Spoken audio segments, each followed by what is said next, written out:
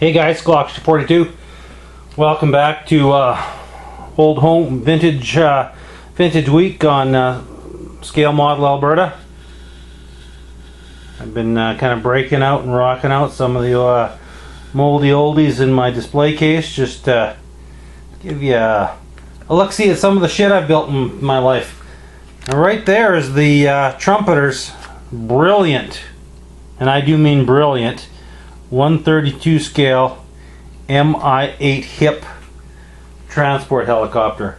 A fantastic kit. I can't say it enough. It is just brilliant. It's a great kit. Nicely detailed, easy to add a little bit more detail if you want. Superb kit. There's the one of the engines, one of the jet engines that runs the turbines, detailed up nicely. I'll see if I can get inside the interior there. It's a hard one to see interior, but there is one in there, and Dragon did a really nice job. Better job than I am of camera work right now. Too many Baltica beers, I guess. But there's a bit of the engine bay. Unfortunately, you just can't see. I've lost track. You can't see up top there all the detail. It's a nicely detailed cockpit. It's a reasonably detailed interior.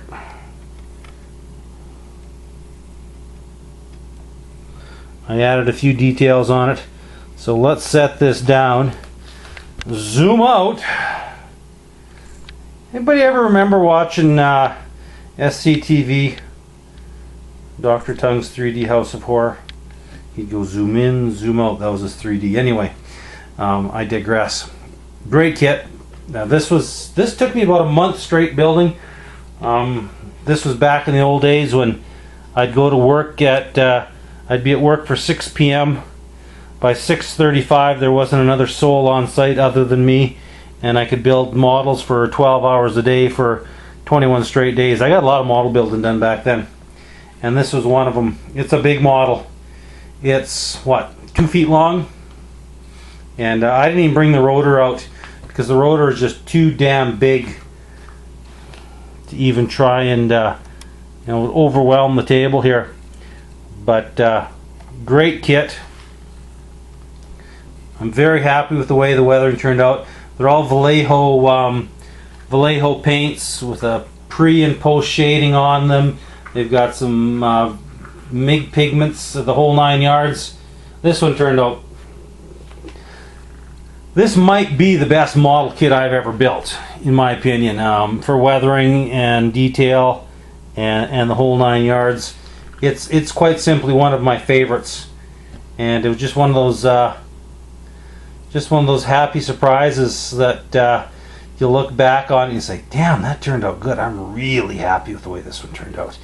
And we all have those sometimes the kits that we expect that are just going to be this is going to be the shit, man. It's going to be the best kit I ever built.